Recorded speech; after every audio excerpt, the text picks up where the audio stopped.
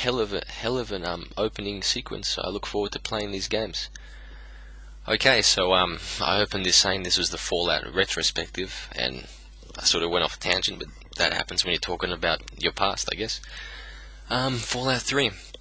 Well, just a bit of background on on Fallout in general, and that background is I have no background in Fallout, so I'm not going to sit back and say when I played Fallout 1 and when I played Fallout 2, because my first Fallout experience was Fallout 3. I just heard that it was from the developers of Oblivion, and I thought to myself, sounds good to me. And I did a tiny bit of research on Fallout 1, Fallout 2, just to see if I get any backstory, but I heard that it's not really important, that Fallout 3 is sort of self-contained, although of course you would have references to those hardcore fans that did play the early ones in the series.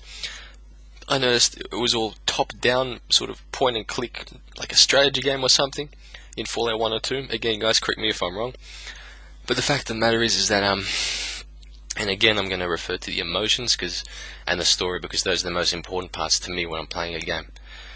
The story of Fallout 3 it definitely has a strong base for a story, and I mean, okay, I'll talk about the emotions now.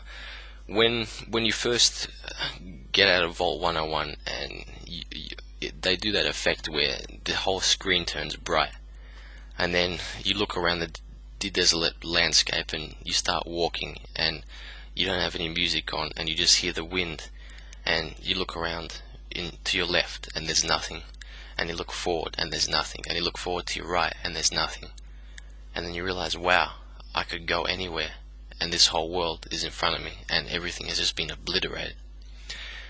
That to me really hit me, and I gotta tell you, even though I was at home, in quote-unquote civilization, I felt a strong emotion of loneliness.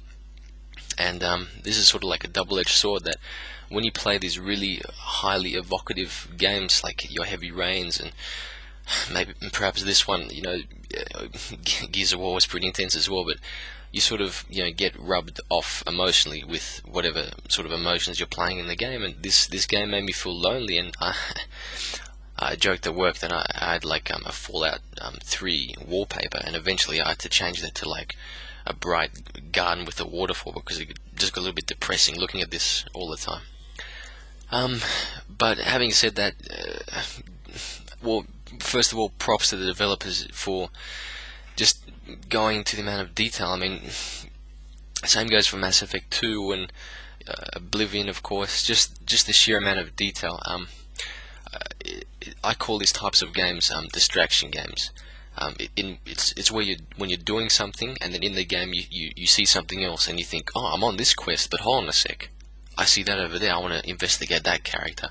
And then as you investigate that character, you run into something else, and it triggers off a memory. Oh, that's right, I've got to do this in this other quest, blah blah blah.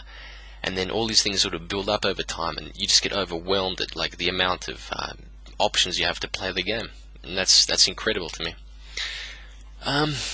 Okay, so back to the story, because again, that's what I'm trying to focus on, because these are my two sides of the coin I'm sort of most interested in.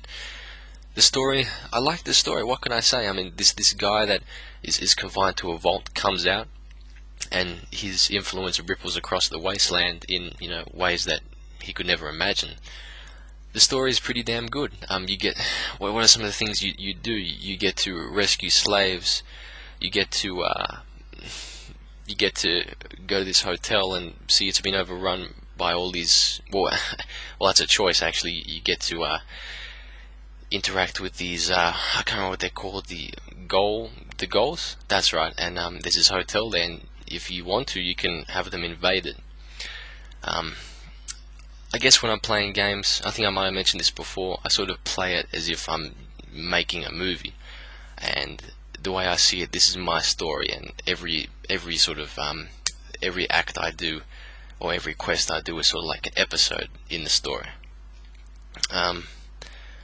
And I guess having clocked 95 hours in Fallout 3, and having just finished Mothership Zeta, the latest download content yesterday, I'm sort of overwhelmed with what actually happens in the game a lot happens, suffice to say. You go to a lot of towns, you help a lot of people, you make a lot of decisions. You can be good, you can be bad. These are standard things, but again, credit to the amount of depth, the amount of quests, and the creativity of Besed.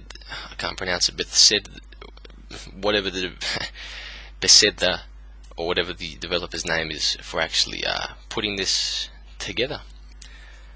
Mothership Zeta, and Point Lookout, Point Anchorage, the Pit. These all they're not too bad downloads. They do have a little bit of glitches, especially Mothership Zeta. Took me a while to actually get off the damn ship back to the wasteland, but all in all, when I look back at everything I've done in that damn game for 95 friggin' hours, it's good value. It's a good value for money game, and I'm not saying that I only buy games that are value for money, but just that amount of hours to keep me hooked in the game is incredible.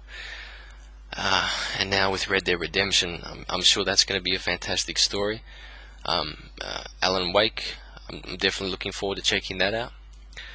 But I'll leave with a final thought, and that is, if I was content with Dr. Mario throwing pills into a bottle, and now I'm playing games which last 95 hours, how will I look on a game that is developed in 20 years from now in comparison to today? Will we look at games like Mass Effect 2, Mass Effect 3, Heavy Rain, Fallout 3, and will they be the Dr. Marios of the future? Thanks guys, this is Forristicat. Looking forward to talking about this on the Senate. Peace.